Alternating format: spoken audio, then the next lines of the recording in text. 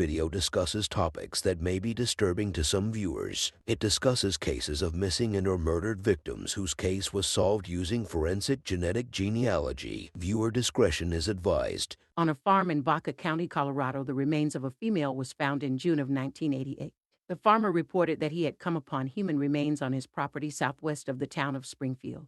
At the time of the discovery, the sheriff's office and the coroner at the time estimated that the remains had been in the field for about 1 to 3 years. However, after a search of the area and the documentation of all evidence, etc., there was nothing that would point to either the identity of the female, why she was dead, or how she got out in the farmer's field. Over the past 34 years, there have been several attempts in hopes that the identity would be found. Such steps included dental impressions were made and submitted, DNA samples were taken and submitted for analysis, a study by some anthropology students to try and find something to identify the remains, and facial reconstruction was tried.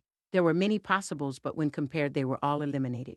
With no further leads, the remains were buried as a Jane Doe in the Springfield Cemetery. Buried with the body were copies of the important pieces of information in hopes that at some point science would help give these remains a name. Over time, the case went into cold status. Fast forward to May of 2021, and that is when the Colorado Bureau of Investigation reached out to the sheriff's office asking if it would be possible to use the DNA from the 1988 Jane Doe and use it to put it into the National Missing and Unidentified Persons System, which was started in 2007. After that, in July of that year, the coroner's office of Baca County contracted with Solved by DNA, an investigative genetic genealogy company, to try and help find Jane Doe's identity. The DNA records of Jane Doe were not suitable enough to do a familial study because of the limitation at the time the remains were found.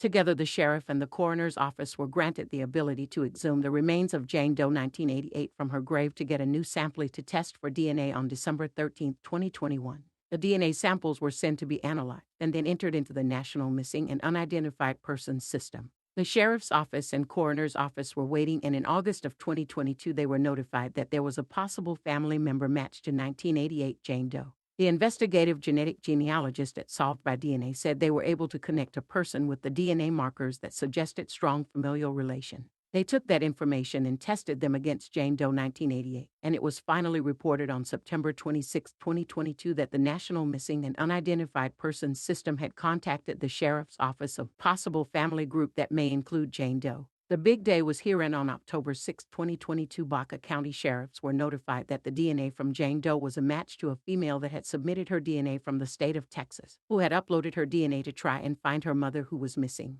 That daughter had filed a missing person report for her mother in 1996, even though her mother had been missing since roughly 1986 or 1987. It was finally released that Jane Doe 1988 and the lady from Texas' missing mother was the same person. She was finally given back her name. That beautiful name was Nora Ella Castillo. Though her identity has finally been given back to her, there are still questions lingering. Was this a homicide, or could this be a suicide? If you have any information regarding this case involving Nora Ella Castillo, you are asked to contact the Baca County Sheriff's Office at 719-523-4511.